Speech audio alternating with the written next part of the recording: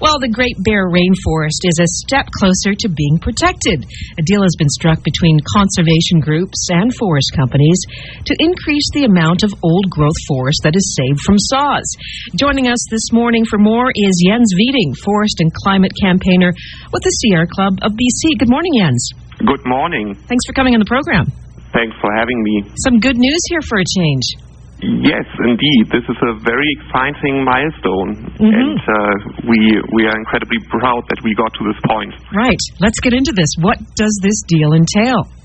Well, before I talk a little bit more about what we have accomplished in this step, here are three things that people should be aware of when we talk about the Great Bear Rainforest. This is a really globally outstanding region. It's spectacularly beautiful, and people around the world care about it. I'm from Germany, and before I moved to British Columbia in the late 90s and the early 2000s, we heard a lot about the Great Bear Rainforest in Germany because it's so beautiful, and there was a lot of conflict in those years. This is a region where mountains and rainforest meet the sea, and you have incredible diversity. You have grizzly bears, black bears, the rare white spirit bear, of course, northern goshawks, and marbled murrelet, wolves, and mountain goats, and of course there's a lot of old-growth forest. Secondly, it's also very remarkable that this is the home of over 20 First Nations for thousands of years. There's a very rich cultural history, and the First Nations are playing a very important role today in decision-making and decisions over land use. And thirdly, this has become a very important story moving from conflict to collaboration.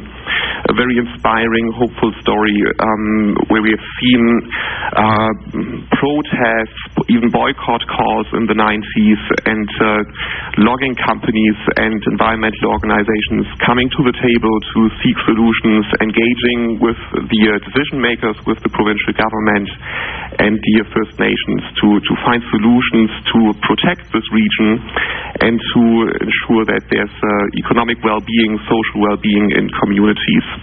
Okay, Jens, what does the deal look like? So this is about the final step of implementing the Great Bear Rainforest Agreement announced in 2006. What we are proposing will help to accomplish the two goals of the agreement, which is to achieve human well-being in communities and to ensure ecological integrity of the rainforest.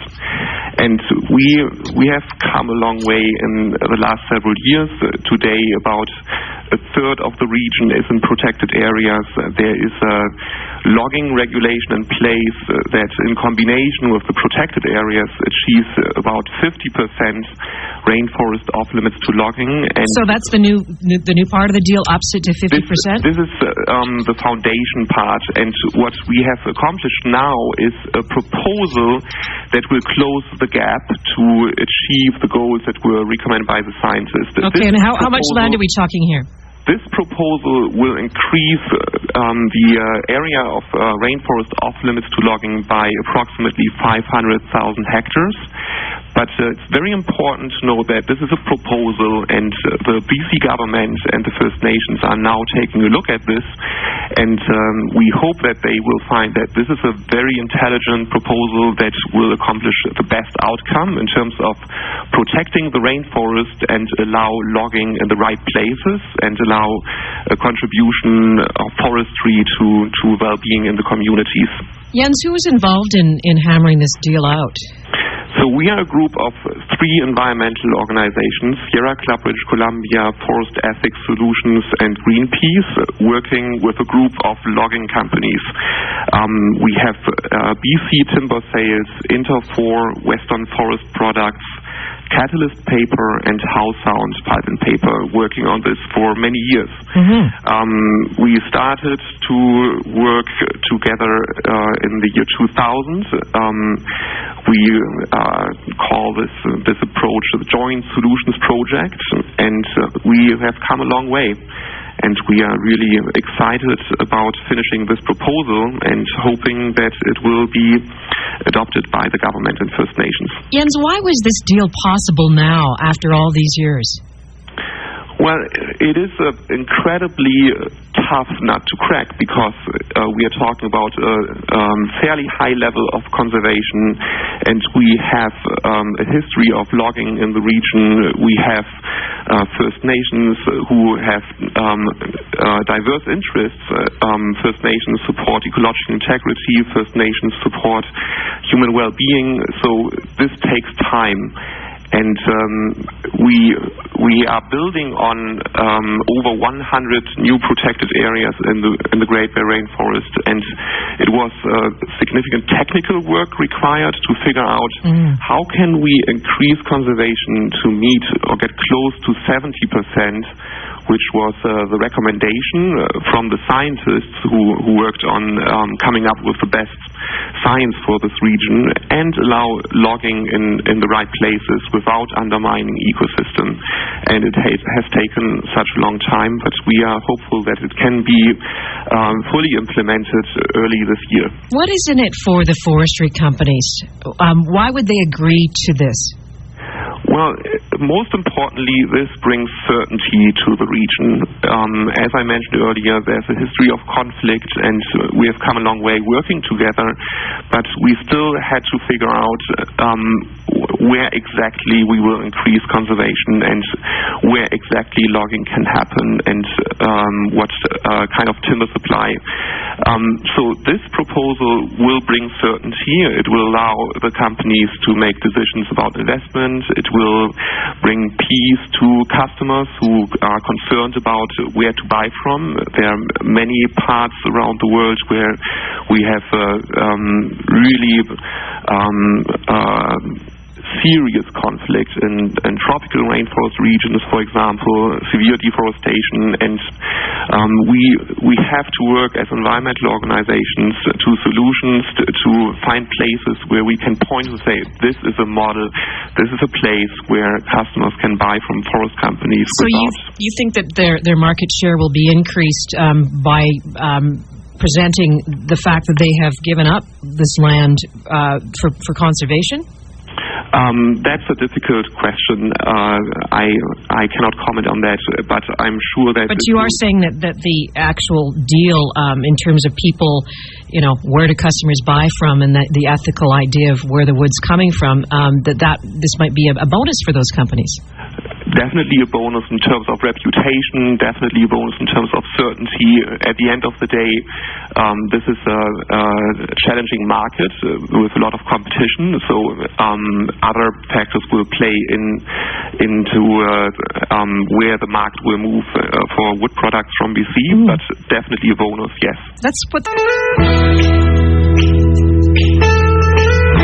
Good morning, this is CFAX 1070. I'm Pamela McCall. The Great Bear Rainforest is a step closer to being protected. On the line telling us about that is Jens Wieting. He is with the Sierra Club of BC. Jens, when it comes to where we go from here, tell us, I understand that there are 27 First Nations that reside in this area. What kind of approval process are you expecting from them? Well, they have two big groups in the region, the Central and North Coast. A number of the First Nations are working together as the Great Bear Initiative, also known as Coastal First Nations. Another group is organized as Nanwakulas Council. They have made great progress in terms of decision-making with the provincial government. They have land and resource forums, and they will come together to undertake analysis, see how this dovetails with community interest in individual territories, how significant the changes are in each area. This is fortunately building on existing conservation and harvest levels, so it's not a radical change. It's significant, but it hopefully will be find a positive response. We are very excited about hearing from them.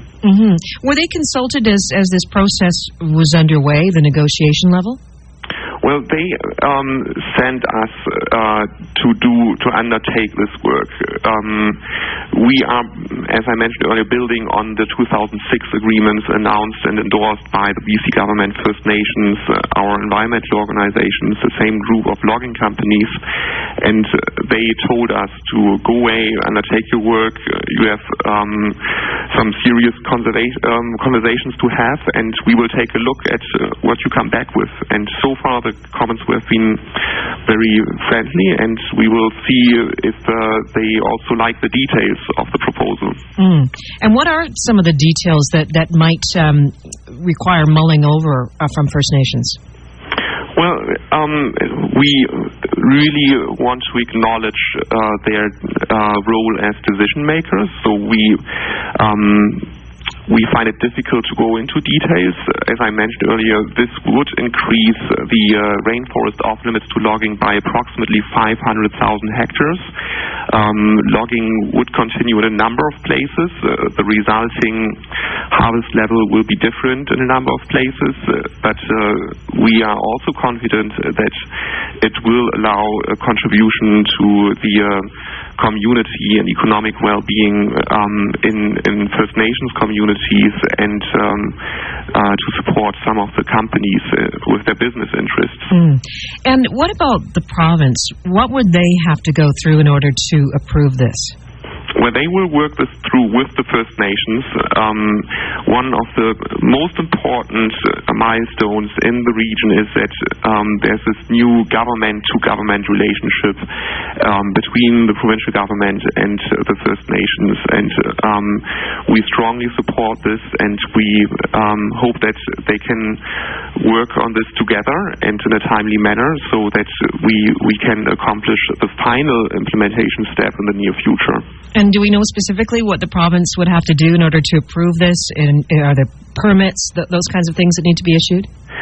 Well, they are undertaking technical analysis to understand the impacts on timber supply with greater detail, and they will have to think about how to describe this in a policy form, how to make sure that the resulting timber supply can be determined using some legislative tools. Right. And what would you consider to be a timely fashion for approval? Well, we had an important milestone announcement March 31st, 2009, and that included a 5-year plan. We are now approaching March 31st. We had hoped to deliver this proposal a little bit earlier.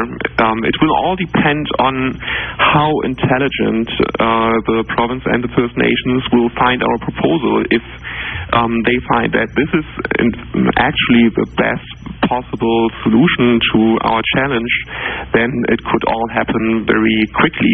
That's what we hope. What was it like after all these years to actually come to an agreement? What was it like in the room when you achieved this? It was there were several moments of relief and celebration. We found that again and again we had a little bit more work to do to cross the T's and dot the I's, but it also takes a while to realize what you have accomplished, and it is really significant. We are talking about a region larger than Switzerland, and there's a lot of technical work and a lot of challenging learning on both sides, and we have come a long way. And that long way that you've come from, times were difficult with the very companies that you've actually got on board now.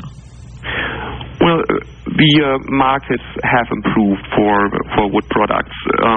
We have come through very difficult years for the industry, and that actually helped us to undertake some of the technical work without the pressure on the forest in terms of high rates of logging. Right now, logging rates across BC are higher than just a few years ago, and we hope that we have come up with a solution in a timely manner that will allow to maintain ecological integrity in many parts of the region. In some parts, this is also about restoring ecosystems, allowing some second growth to grow older, to have enough old growth forest. But overall, this is globally one of the most intact temperate rainforest regions of the world. What are you hearing from your counterparts around the world about this deal? Lots of acknowledgement and celebratory notes. People are excited about this, and those who are following this more closely know that this is not the last step. There's still another one, and then there will be work into the future to make sure that there's some monitoring, that rules are being followed, and we hope that all parties involved will continue to work on this, and that the BC government will make sure that there will be capacity to make sure that we have monitoring in place and other important tasks that have to be in place in the long term. Mm-hmm. What does this mean, do you think, for the image of British Columbia when it comes to things like tourism? Oh, this is a very important region for tourism. People around the world care deeply about this rainforest. There are fewer spirit bears than panda bears on this planet, and this is an iconic example why people care about this region, and it really attracts visitors. And ecotourism is one of the examples of economic alternatives that are now more important in coastal communities and First Nations communities. One milestone of the agreements was about creating a $120 million coast fund to support economic development in communities and conservation planning. That's in place now, and we are slowly seeing some projects being implemented, and ecotourism and tourism is definitely a very significant contribution to the economy of the region. What do you think this is going to mean for the numbers, the spirit bear numbers? I understand it's just in the hundreds, their population.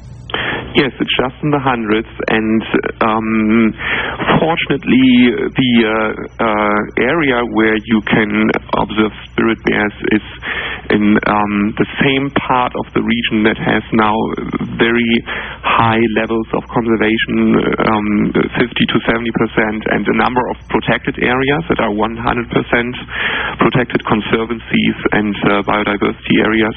So there are still other threats out there. There's climate change, other uncertainties, but in terms of protecting the rainforest, we are very close now with this step to setting aside enough rainforest to make sure that these species like the spirit bear will be around. And we also expect that First Nations, who care deeply about the spirit bear more than anybody else, they've been around for thousands of years with these amazing creatures. They will take a close look at this and may have additional perspectives on the question of protecting spirit bear habitat. Well, congratulations to you, your colleagues, and to the forest companies that participated in this. Thank you very much. Yeah, thanks for being on the program. All the best. Thanks. We've been talking to Jens Wieting. He is with the Sierra Club of BC. He is their forest and climate change campaigner. The Mounties